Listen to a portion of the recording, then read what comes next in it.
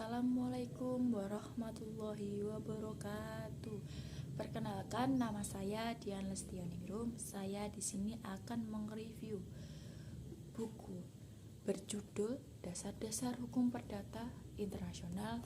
Nama pengarang Dr. Randes Bayu Seto Hardjowono SHLLM. Kota penerbit Bandung.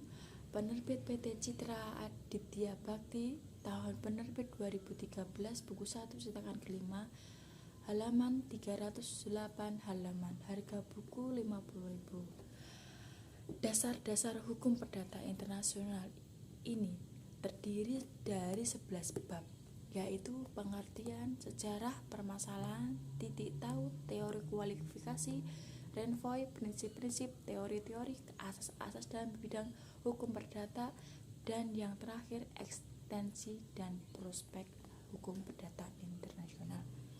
Yang pertama-tama kita harus menjelaskan tentang pengertian hukum perdata internasional.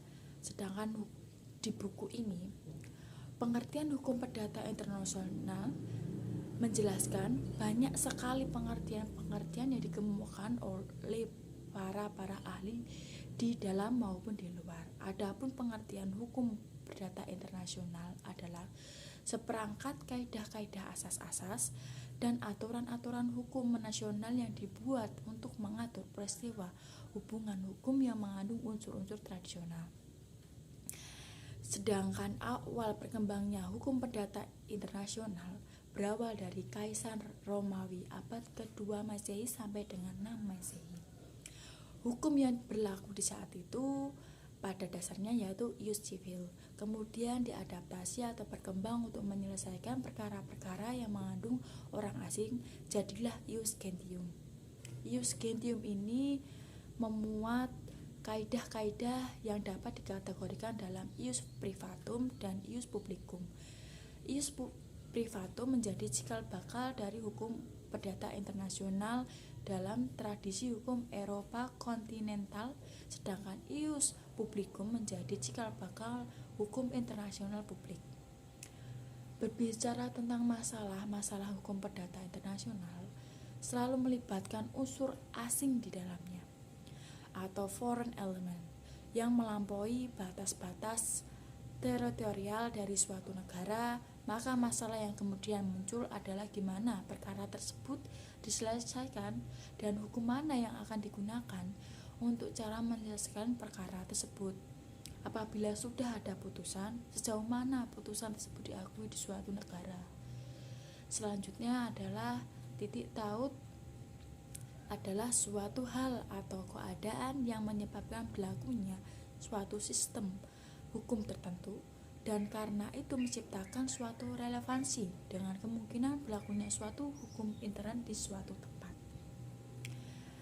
Di dalam hukum perdata internasional dikenal dua titik taut, yaitu satu, titik taut primer adalah fakta-fakta yang membedakan kasus yang sedang dihadapi yang seharusnya tunduk pada aturan hukum yang menunjukkan bahwa kasus tersebut kasus hukum perselisihan.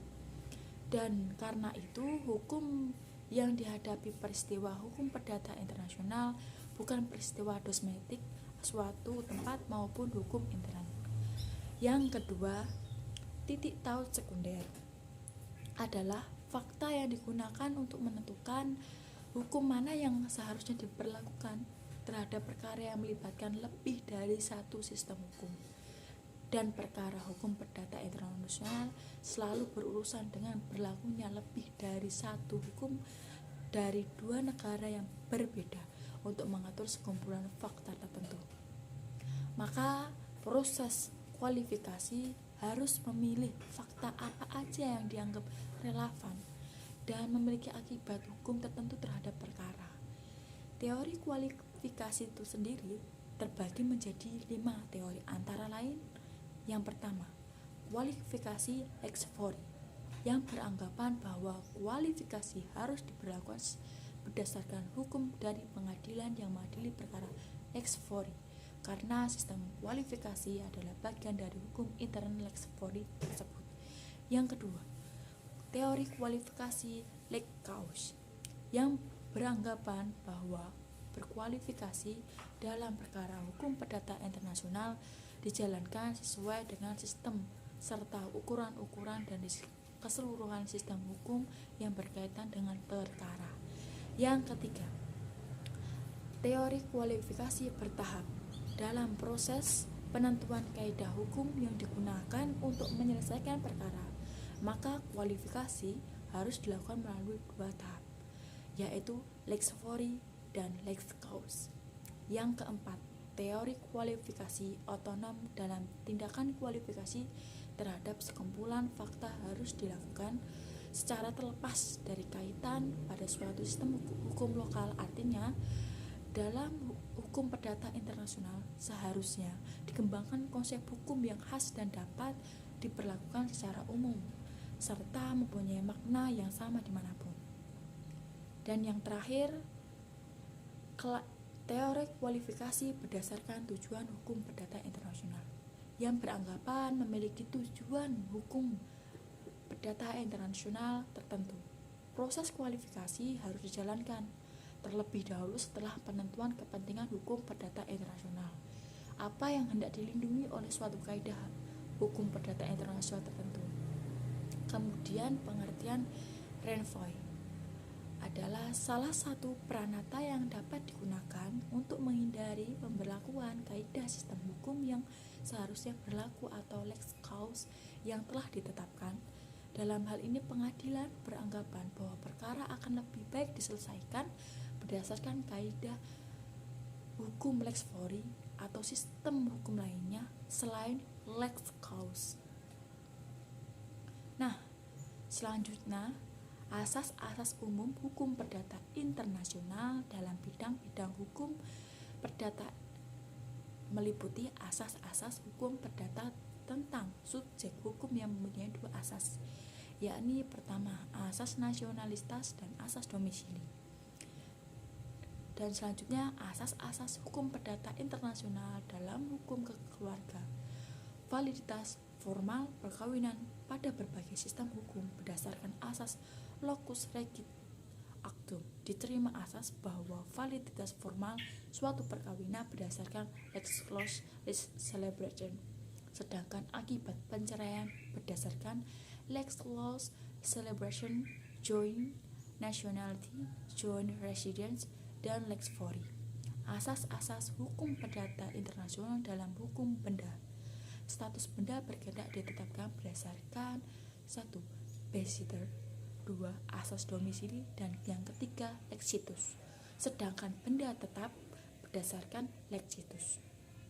Kemudian asas-asas hukum perdata internasional dalam hukum perjanjian. Ada 3 asas yang berkembang di hukum perdata internasional, yaitu yang pertama asas lex loci contractus, yang kedua asas lex loci solutions, yang ketiga asas kebebasan para pihak. Selanjutnya asas-asas hukum perdata internasional tentang perbuatan melawan hukum. Asas-asas utama yang berkembang di dalam hukum perdata internasional yaitu yang pertama lex loci delicti commissi, kedua lex fori, dan ketiga the proper law of tort. Dan yang terakhir asas hukum perdata internasional tentang hukum pewarisan.